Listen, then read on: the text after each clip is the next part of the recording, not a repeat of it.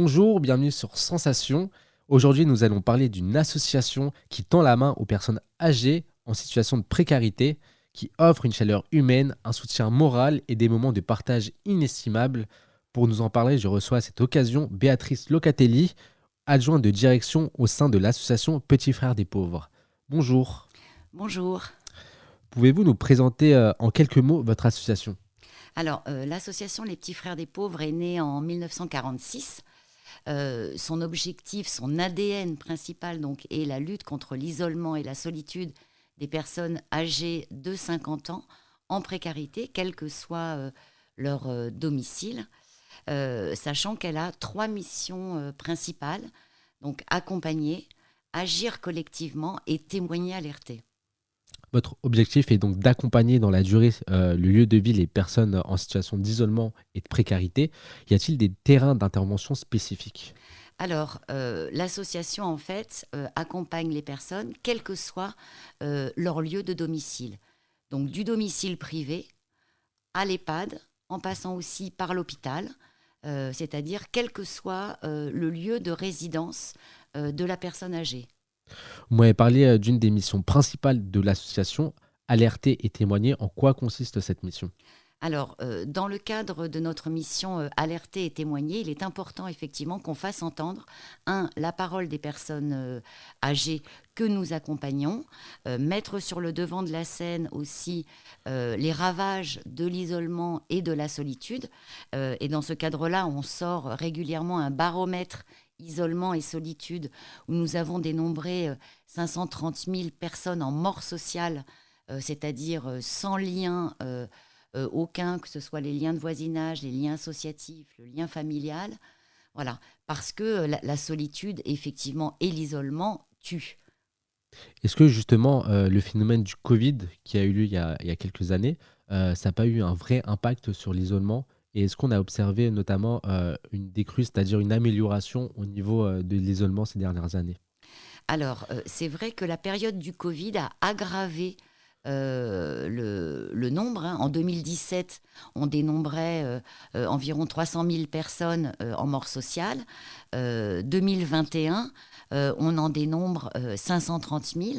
Donc effectivement, le Covid a généré un certain repli sur soi au niveau des personnes âgées, avec beaucoup plus de peur, de sortir, de lier des contacts. Et maintenant, en 2023, on voit une légère amélioration, effectivement, de la volonté déjà des personnes de pouvoir à nouveau renouer des liens, mais on en est effectivement qu'aux prémices. Dans le cadre de votre mission alerter et témoigner, vous m'avez parlé de l'écoute pour les personnes en situation de précarité et notamment d'isolement. Aujourd'hui, on sait qu'il y a plus de 2 millions de personnes en situation d'isolement. Et encore, peut-être que ce chiffre est moindre. Votre association propose une écoute anonyme sous le nom de Solitude Écoute. À quoi correspond cette écoute? Alors c'est vrai que les petits frères essaient effectivement de toucher le maximum de personnes. Il y a effectivement la visite à domicile, comme vous l'avez dit, quel que soit donc le domicile, dans la durée et dans la continuité, tout au long du parcours de la personne. Mais il y a aussi un certain nombre de personnes qui ne relèvent pas effectivement d'un accompagnement à domicile.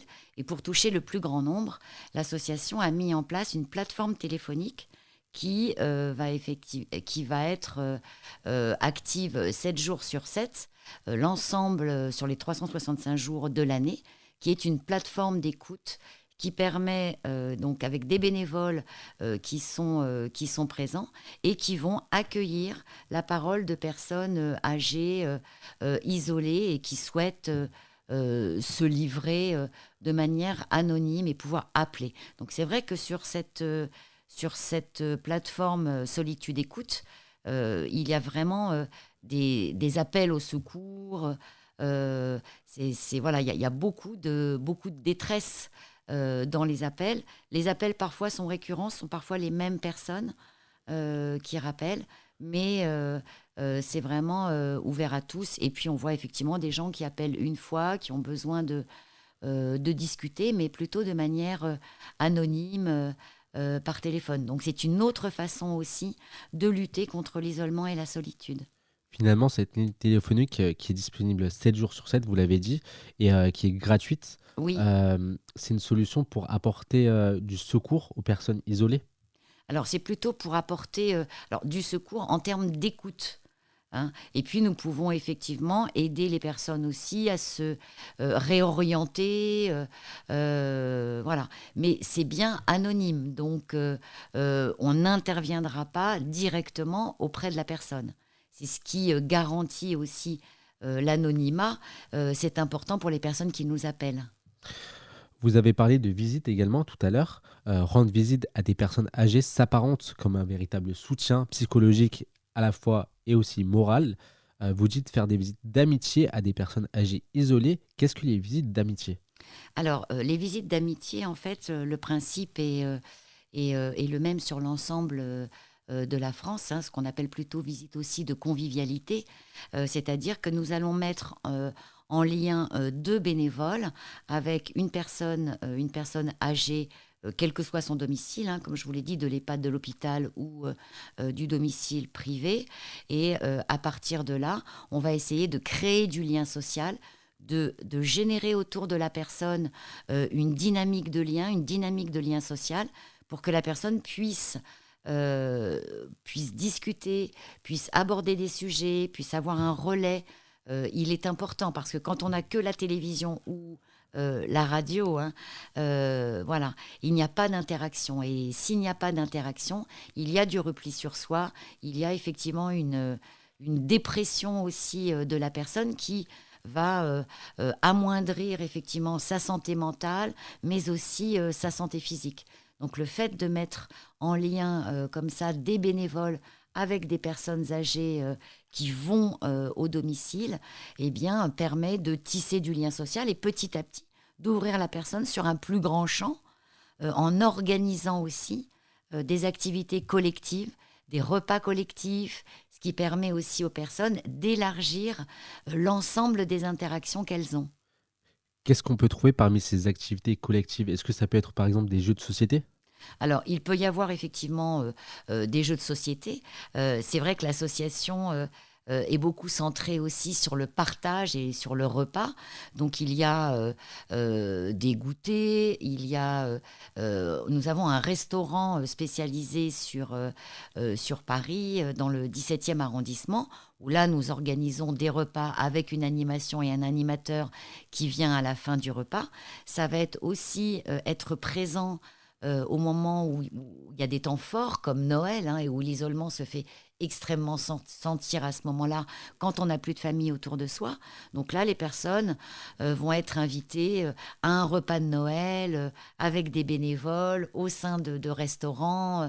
Voilà. Et les séjours de vacances, qui sont aussi l'autre temps fort où l'isolement et la solitude se font ressentir, hein, quand Paris se vide, eh bien nous organisons des séjours de vacances avec des personnes âgées dans les maisons que les petits frères des pauvres ont, puisqu'ils ont un grand parc, effectivement, immobilier, voilà, de Cabourg à la Seine-sur-Mer. Le 8 mars prochain, vous allez sortir un projet de recueil intitulé Paroles de vieilles et de vieux sur le droit des femmes. À quoi correspond ce recueil? Alors, il est important pour l'association de donner la parole aux personnes que l'on accompagne. C'est aussi dans notre mission témoigner, alerter. Et pour la journée du 8 mars, hein, la journée de la femme, l'association s'est dit, mais c'est important aussi de faire parler et de recueillir la parole des femmes, sachant que nous accompagnons majoritairement des femmes, puisqu'elles vieillissent plus longtemps. Notre population est plutôt autour de 80% de femmes. Donc c'était important pour nous de leur laisser la parole et de recueillir la parole et de porter la parole au devant. Donc pour l'instant, c'est encore sous embargo, donc je ne peux pas vous en dire plus, mais ça va sortir incessamment sous peu.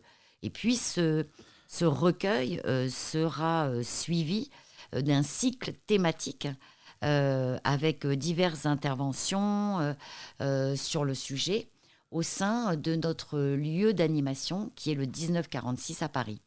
Merci Béatrice Locatelli d'avoir été avec nous sur Sensation. Je rappelle que vous êtes l'adjointe de direction au sein de l'association Petits Frères des Pauvres.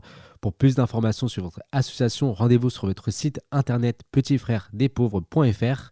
Et pour revoir ou réécouter cette émission, rendez-vous sur notre site et notre application Radio Sensation. Merci.